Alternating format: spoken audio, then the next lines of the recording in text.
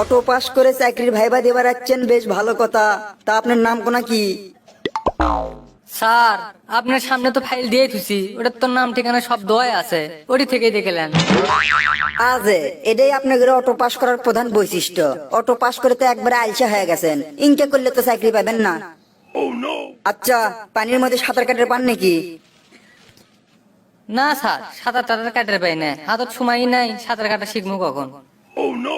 জাহাজের ক্যাপ্টেন পদে চাকরি লেবার যাচ্ছেন আর করছেন সাঁতার কাটার পান না, আপনার কি চাকরি হবি? ওই যে স্যার, কোনো সময়ই পাইনি। পরীক্ষা না দিয়ে অটো পাস করছেন, গোটাল বছর বাড়ি ছুটে বসে থাকছেন, আর আপনি করছেন সময়ই পাননি। সেটাই তো কোনো স্যার, সারা মাস বছর তো ঘরের মধ্যে শুতে বসে থেকে কাটছে, করোনার ভয়ে তো বের হয়নি, সাঁতারটা কাটবো কখন? না না ভাই, আপনাকে তো চাকরি দেওয়া যাবে লয়। আপনি জাহাজের ক্যাপ্টেন পদে চাকরি করে বেড়াচ্ছেন, অথচ সাঁতার কাটার পান না, আপনাকে চাকরিটা দিমু কেঙ্কা করে?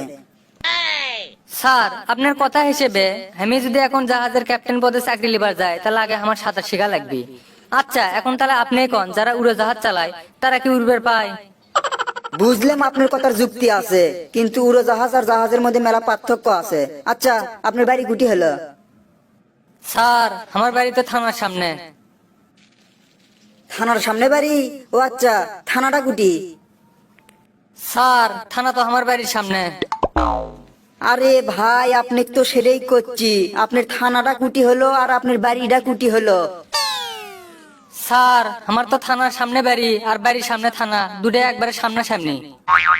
আচ্ছাই বিটলে হোসেন, তো আপনার চেহারা দেখলেই বোঝা যায় যে আপনি অটো পাসের ছাত্র। স্যার, আমরা যারা অটো পাস করছি, কথায় কথায় এত মানুষ যে অটো পাসের খোটা দেয়। আচ্ছা, আমরা কি অটো পাস করে পৃথিবী উল্টো পাল্টা করে দিছি? এত খোটা দেন কৃষক, চাকরি যদি দেন তাহলে দেন, না দিলে আমি চলে যাই। একে তো অটো পাস করছে, তারই মধ্যে ভাইবা দেবার এসে আবার তাপ লিখছে।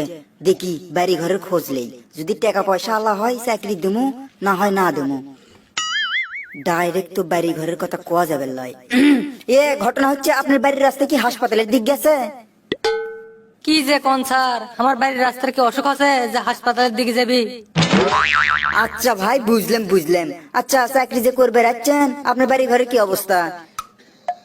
স্যার, আমার বাড়ি ঘরের অবস্থা খুবই খারাপ স্যার, টেরসির বেড়া, চাকরিটা আমার খুব প্রয়োজন স্যার, চাকরিটা আমাকে দেন। ধুরু ছাই, বাড়ি ঘরের অবস্থা খারাপ এলে উল্টো পাল্টা ক্যান্ডিডেট ভ্যান কুড়ি থেকে আসে, উল্টো পাল্টা প্রশ্ন করে বিদায় করে দেই। আচ্ছা আচ্ছা ভাই, বুঝছি আপনার বাড়ি ঘরের অবস্থা খারাপ, দেশ ও দশের কল্যাণের জন্যই তো আমরা এটি বুঝছি, কিন্তু চাকরি পাবার গেলে যে আপনার কয়েকটা প্রশ্নের উত্তর দেওয়া লাগবে ভাই। আচ্ছা আচ্ছা স্যার, ঠিক আছে, একবারে মন প্রাণ দিয়ে চেষ্টা করবো আপনার সবগুলো প্রশ্নের উত্তর সঠিকভাবে দেওয়ার জন্য। তাহলে আপনি এখন কোন, মানুষের রক্তের গ্রুপ বিভিন্ন রকম হয় কিসের জন্য? বিভিন্ন রকম রক্তের গ্রুপ, বিভিন্ন রকম রক্তের গ্রুপ স্যার, বিভিন্ন রকম রক্তের গ্রুপ হয় কারণ মশাজান ভিন্ন ভিন্ন ধরনের স্বাদ পায় সেজন্য। Auto pass auto pass auto pass, আপনি করে ভবিষ্যৎটাই অন্ধ করে ফেল দিল। আচ্ছা, পরের প্রশ্ন করি। মনে করেন 6টা বকরি একসাথে দৌড়চ্ছে, এর মধ্যে 3টে বকরি থেমে গেছে, আপনি এখন তাহলে কোন দৌড়ানোর উপরে আছে কয়টা বকরি?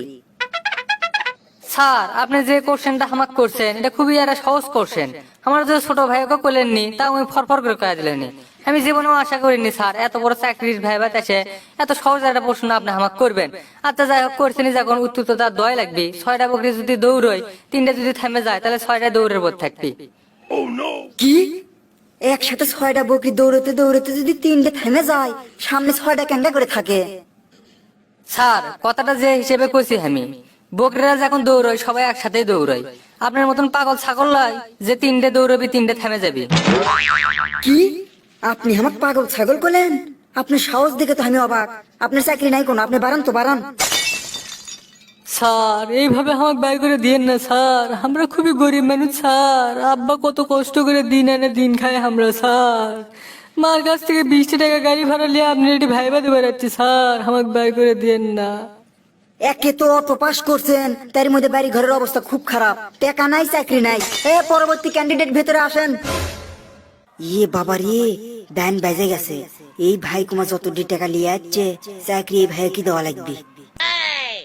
ভাই আচ্ছেন আচ্ছেন, বসেন বসেন। ঘটনা হচ্ছে স্যার, টাকা 10 লাখ তো আপনার কম্পাউন্ডারকে দিয়েছে যাচ্ছি, টাকা পয়সা যদি লাগে কোনো সমস্যা নাই, আমার বাপের তো আবার টাকার ঘাই নাই, মেলা টাকা, সমস্যা নাই, চাকরিটা আমার লাগবে। টাকা পয়সা দিয়েছেন সমস্যা নাই, আমার বাড়ি 2 তলা করেছি তো, ছাদত যায় যদি ঢালাই করতে আটকে যায় আপনাকে জানামো হনি। হ স্যার, খালি 2 তলার ছাদ কে, 3 তলার ছাদ তো যায় যদি আটকে যান তাহলে আমাকে জানায়েন, আমার বাপের তো আবার টাকা পয়সার অভাব নাই। তা চাকরির ভাইবা দিবে এলেন, 2-1টা প্রশ্ন করবেন না? ভাইবা দিবেন আবার?